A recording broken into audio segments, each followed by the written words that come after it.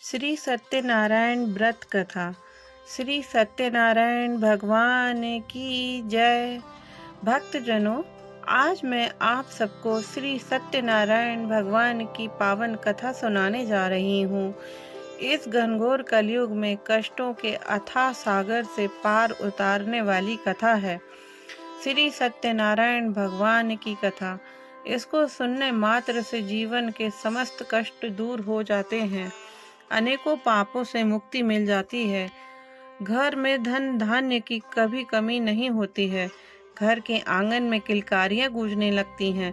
परंतु आज का मतलबी इंसान सत्यनारायण भगवान की कथा तो क्या, भगवान का नाम भी नहीं सुमेरता।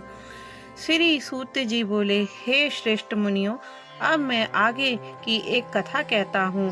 प्राचीन काल में उल्कामुख नाम का एक महान ज्ञानी राजा था। वह जितेंद्रिय और सत्यवक्ता था। प्रतिदिन मंदिरों में जाता तथा गरीबों को धन देकर उनके दुख दूर करता था। उसकी पत्नी कमल के समान सुंदर मुख वाली और सती साध्वी थी। एक दिन भद्रशिला नदी के तट पर वे दोनों विधि विधान सहित श्री सत्यनारायण भगवान का व्रत कर रहे थे। उस समय वहां साधु नामक एक वैश्य आया। उसके पास व्यापार के लिए बहुत सा धन था। वह वैश्य नाव को नदी किनारे पर ठहराकर राजा के पास आया। राजा को व्रत करते हुए देखकर उसने विनम्रता पूर्वक पूछा, हे राजन, ये आप क्या कर रहे हैं? मेरी सुनने की इच्छा है, कृपया आप यह मुझे भी समझाएं। महाराज उल्कामुख ने कहा, हे साधु वैश्य, मैं अपने बंधु बांधवों के साथ पुत्र की प्राप्ति के लिए श्री सत्यनारायण भगवान का व्रत व पूजन कर रहा हूँ। राजा के वचन सुनकर साधु नामक वैश्य ने आदर से कहा, हे राजन, मुझे भी इसका संपूर्ण विधि विधान बताएं। मैं भी आपके कहे अनुसार इस व्रत को करूंगा। मेरी भी कोई संतान नहीं है। मुझे विश्वास है इस उत्तम व्रत को करने से अवश्य ही मुझे भी संतान होगी। राजा से व्रत के सब विधान सुन व्यापार से निवृत्त हो वह वैश्य सुख पूर्वक अपने घर आया। उसने अपनी पत्नी को संतान देने वाले उस व्रत के विषय में सुनाया और प्रण किया कि जब मेरे संतान होगी तब मैं इस व्रत को करूंगा। वैश्य ने यह वचन अपनी पत्नी लीलावती से भी कहे। एक दिन उसकी पत्नी लीलावती श्री सत्यनारायण भगवान की कृपा से गर्भवती हो गई। 10वें महीने में उसने एक अति सुंदर कन्या को जन्म दिया। दिनों दिन वह कन्या इस तरह बढ़ने लगी जैसे शुक्ल पक्ष का चंद्रमा बढ़ता है। कन्या का नाम उन्होंने कलावती रखा। तब लीलावती ने मीठे शब्दों में अपने पति को याद दिलाया कि आपने जो भगवान का व्रत करने का संकल्प किया था, अब आप उसे पूरा कीजिए। साधु वैश्य ने कहा, हे प्रिय, मैं कलावती के विवाह पर इस व्रत को करूंगा। इस प्रकार अपनी पत्नी को आश्वासन दे वह व्यापार करने विदेश चला गया। कलावती पितृगृह में वृद्धि को प्राप्त हो गई। लौटने पर साधु ने जब नगर में सखियों के साथ अपनी वयस्क होती पुत्री को खेलते देखा तो उसे उसके विवाह की चिंता हुई। तब उसने एक दूत को बुलाकर कहा कि उसकी पुत्री के लिए कोई सुयोग्य वर देखकर लाएं। दूत साधु नामक वैश्य की आज्ञा पाकर कंचन नगर पहुंचा और देखभाल कर वैश्य की कन्या के लिए एक सुयोग वणिक पुत्र ले आया। उस सुयोग लड़के के साथ साधु नामक वैश्य ने अपने बंधु बांधवों सहित प्रसन्नचित्त होकर अपनी पुत्री का विवाह कर दिया। दुर्भाग्य से वह विवाह के समय भी सत्यनारायण भगवान का व्रत करना भूल गया। इस पर श्री सत्यनारायण भगवान अत्यंत क्रोधित हो गए। उन्होंने वैश्य को श्राप दिया कि तुम्हें दारुण दुख प्राप्त होगा।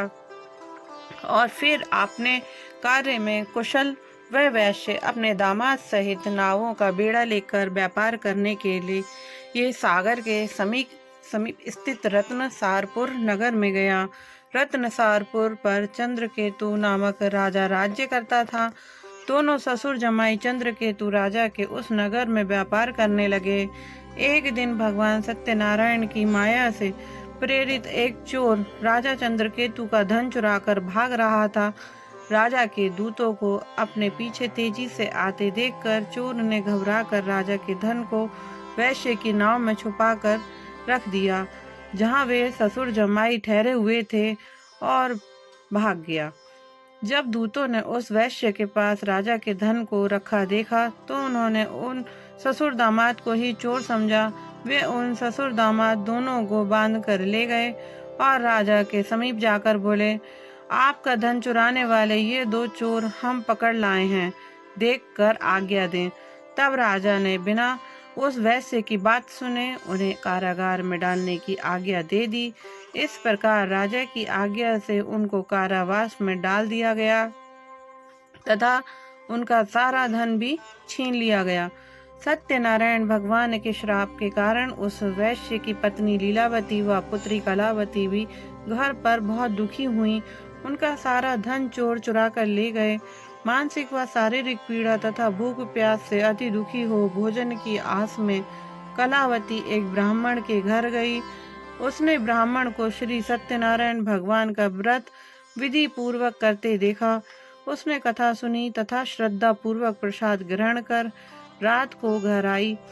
माता ने कलावती से पूछा, हे पुत्री, तू अब तक कहाँ रही? मैं तेरे लिए बहुत चिंतित थी। माता के शब्द सुन कलावती बोली, हे माता, मैंने एक ब्राह्मण के घर श्री सत्यनारायण भगवान का व्रत होते देखा है और मेरी भी उस उत्तम व्रत को करने की इच्छा है। माता ने कन्या के वचन सुनकर सत्यनारायण भगवान के पूजन की तैयारी की। उसने बंधुओं सहित श्री सत्यनारायण भगवान का पूजन व व्रत किया और वर मांगा कि मेरे पति और दामाद शीघ्र ही घर लौट आए। साथ ही विनती की कि हे प्रभु, अगर हमसे कोई भूल हुई हो तो हम सबका अपराध क्षमा करो। श्री सत्यनारायण भगवान इस व्रत से प्रसन्न हो गए। उन्होंने राजा चंद्रकेतु को स्वप्न में दर्शन देकर कहा, हे राजन, जिन दोनों वैश्यों को तुमने बंदी बना रखा है वे निर्दोष हैं, उन्हें प्रातः ही छोड़ दो। उनका सब धन जो तुमने अधिग्रहित किया है लौटा दो, अन्यथा मैं तुम्हारा राज्य, धन, पुत्र आदि सब नष्ट कर दूंगा। राजा से ऐसे वचन कहकर भगवान अंतर्ध्यान हो गए और फिर प्रातःकाल राजा चंद्रकेतु ने दरबार में सबको अपना स्वप्न सुनाया और सैनिकों को आज्ञा दी कि दोनों वैश्यों को कैद से मुक्त कर दरबार में ले आए। दोनों ने आते ही राजा को प्रणाम किया। राजा ने कोमल वचनों में कहा, हे महानुभावों, तुम्हें अज्ञानतावश ऐसा कठिन दुख प्राप्त हुआ है, अब तुम्हें कोई भय नहीं है, तुम मुक्त हो। इसके बाद राजा ने उनको नए नए वस्त्राभूषण पहनवाए तथा उनका जितना धन लिया था उससे दुगना लौटाकर आदर से विदा किया। दोनों वैश्य अपने घर को चल दिए। सूत जी ने आगे कहा, वैश्य ने यात्रा आरंभ की और अपने नगर को चला। उनके थोड़ी दूर आगे बढ़ने पर दंडी वेशधारी श्री सत्यनारायण भगवान ने उसकी परीक्षा लेने हेतु उससे पूछा, हे वैश्य, तेरी नाव में क्या है?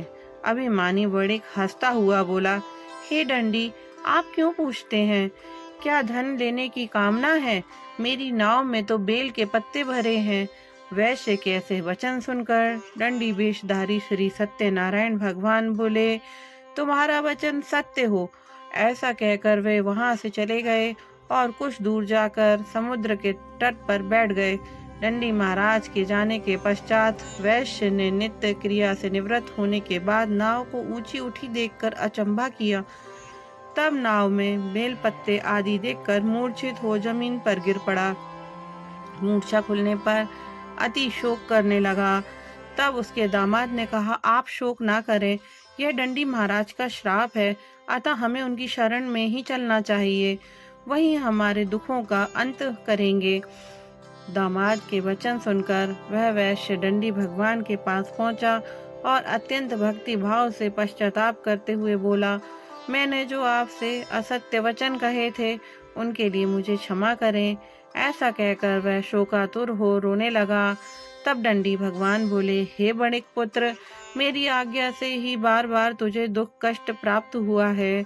तू मेरी पूजा से विमुख हुआ है। तब उस वैश्य ने कहा, हे भगवान, आपकी माया को ब्रह्मा आदि देवता भी नहीं जान पाते, तब मैं मूर्ख भला कैसे जान सकता हूँ। आप प्रसन्न होइए, मैं अपनी क्षमता अनुसार आपकी पूजा करूँगा। मेरी रक्षा कीजिए और मेरी नौका को पहले के समान धन से परिपूर्ण कर दीजिए। उसके भक्ति से परिपूर्ण वचन सुनकर श्री सत्यनारायण भगवान प्रसन्न हो गए और उसकी इच्छा अनुसार वर देकर अंतर्ध्यान हो गए। तब ससुर व दामाद दोनों ने नाव पर आकर देखा कि नाव धन से परिपूर्ण है। फिर वह विधि विधान से भगवान सत्यनारायण का पूजन कर साथियों सहित अपने नगर को चला। जब वह अपने नगर के निकट पहुंचा, तब उसने एक दूत को अपने घर भेजा। दूत ने साधु नामक वैश्य के घर जाकर उसकी पत्नी को नमस्कार किया और कहा, आपके पति अपने दामाद सहित इस नगर के में समीप आ गए हैं। लीलावती और उसकी कन्या कलावती उस समय भगवान का पूजन कर रही थीं। दूत का वचन सुनकर साधु की पत्नी ने बड़े हर्ष के साथ सत्यनारायण भगवान का पूजन पूर्ण किया और अपनी पुत्री से कहा, मैं अपने पति के दर्शन को जाती हूँ, तू पूजन पूर्ण कर शीघ्र आ जाना। परंतु कलावती पूजन एवं प्रसाद छोड़कर अपने पति के दर्शन के लिए चली गई। पूजन एवं प्रसाद की अवज्ञा के कारण भगवान सत्यनारायण ने रुष्ट हो उसके पति को नाव सहित पानी में डुबो दिया। कलावती अपने पति को ना पाकर रोती हुई जमीन पर गिर पड़ी। नौका को डूबा हुआ तथा कन्या को रोती हुई देख साधु नामक वैश्य द्रवित हो बोला, हे प्रभु, मुझसे या मेरे परिवार से अज्ञानतावश जो अपराध हुआ है उसे क्षमा करें। उसके ऐसे वचन सुनकर सत्यदेव भगवान प्रसन्न हो गए। आकाशवाणी हुई, हे वैश्य, तेरी पुत्री मेरा प्रसाद छोड़कर आई है, इसलिए इसका पति अदृश्य हुआ है। यदि वह घर जाकर प्रसाद ग्रहण कर लौटे तो इसे इसका पति अवश्य मिलेगा। आकाशवाणी सुनकर कलावती ने घर पहुंचकर प्रसाद ग्रहण किया और फिर आकर अपने पति को पूर्व रूप में पाकर वह अति प्रसन्न हुई तथा उसने अपने पति के दर्शन किए। तत्पश्चात साधु वैश्य ने वहीं बंधु बांधवों सहित श्री सत्यनारायण भगवान का विधि पूर्वक पूजन किया। वह इस लोक के सभी प्रकार के सुख भोग कर अंत में स्वर्ग लोक को प्राप्त हुआ। बोलिए सत्यनारायण भगवान की जय। यदि कथा लिखने पढ़ने सुनने में कोई त्रुटि या भूल चूक हो गई हो तो मुझे क्षमा करिएगा और कमेंट्स बॉक्स में जय श्री सत्यनारायण की जय लिखना ना भूलिएगा।